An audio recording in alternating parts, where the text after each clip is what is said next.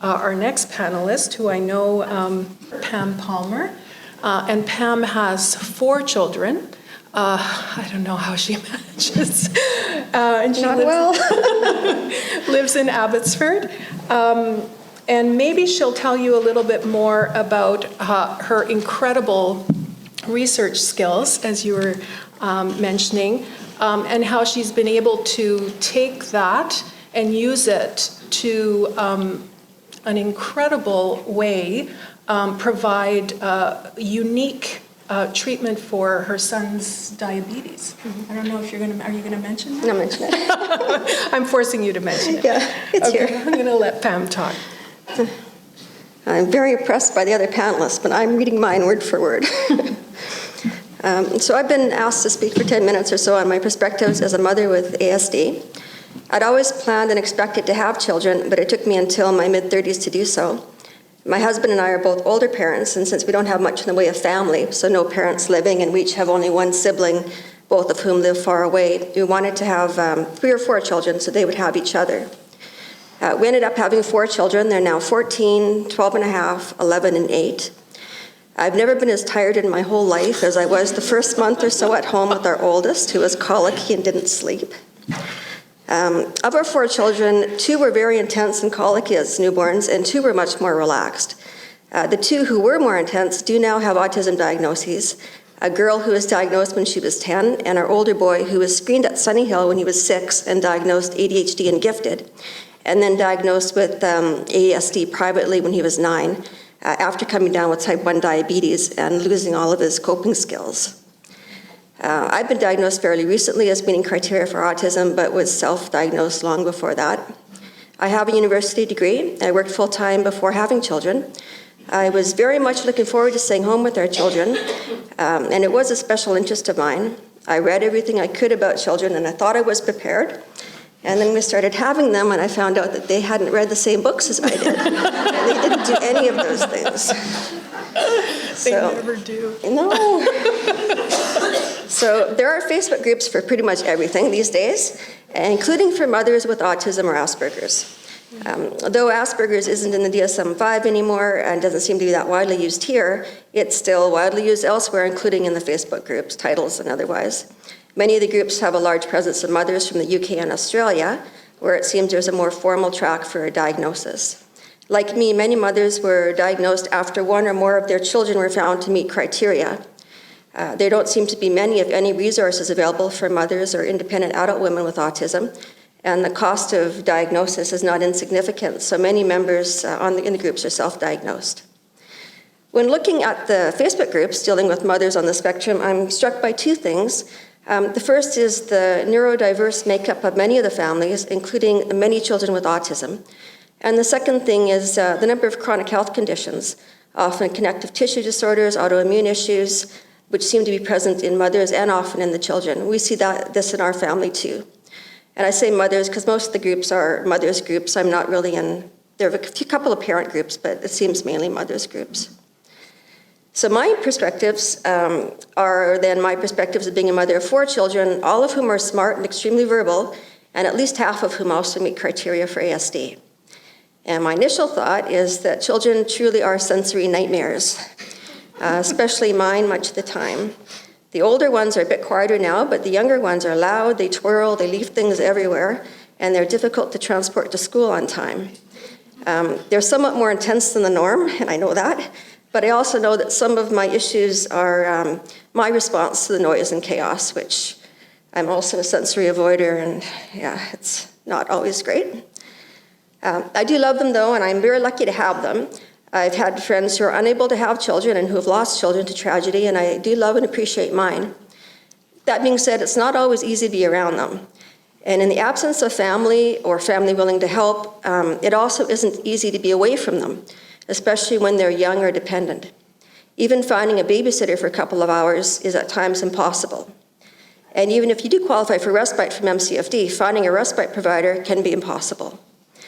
Plus, if you have a child with medical needs, it adds another layer of complexity, as often people who will provide respite for autism won't deal with medical issues, and providers of respite for medical issues exclude children with behaviors, such as those associated with autism.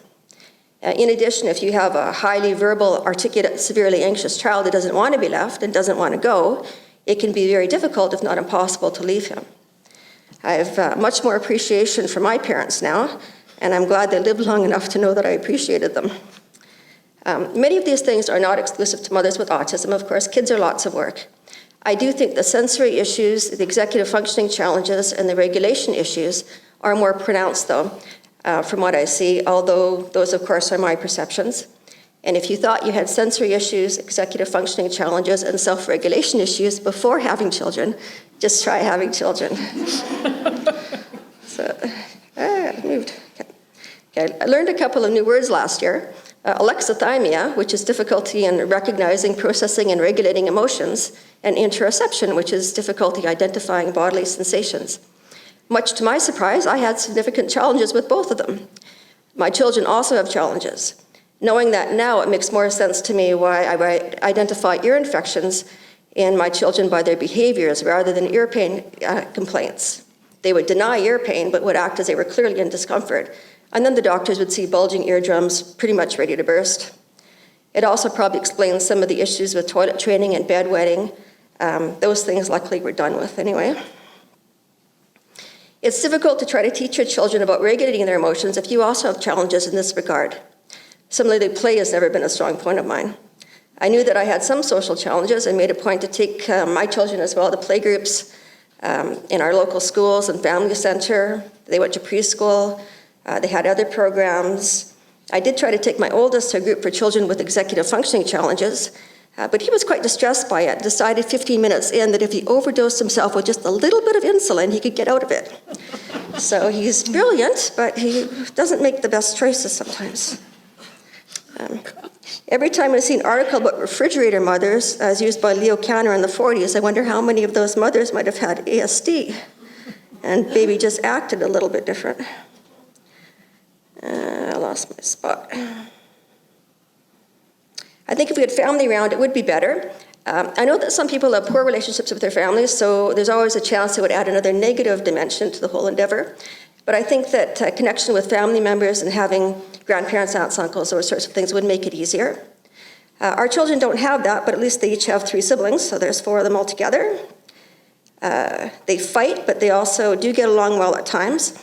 Our oldest, for all of his intellect, has medical needs, severe anxiety, and abysmal adaptive skills, so he's unlikely at this point to live independently, but we'll see what that brings. So that's obviously a concern to us with respect to our children.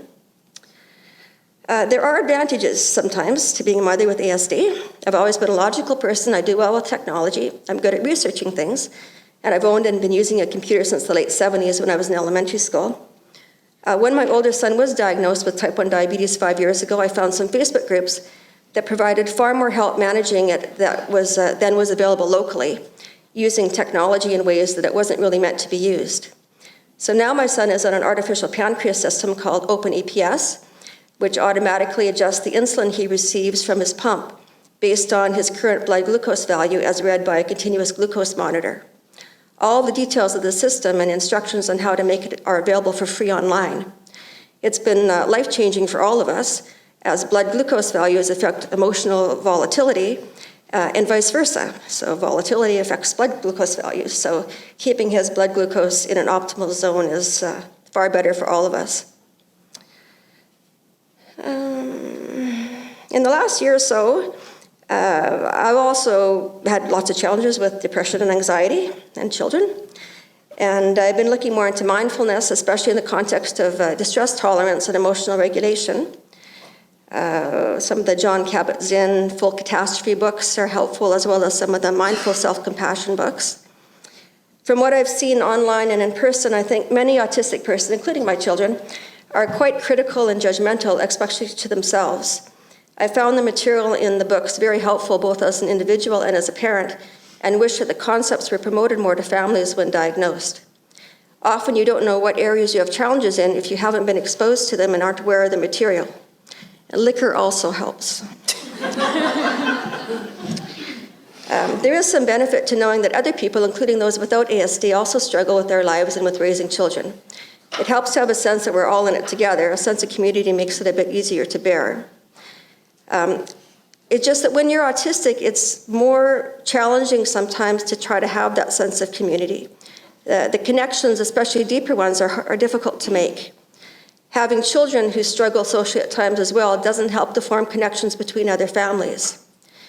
Having children and becoming a mother does help in terms of giving you a topic of conversation with other parents.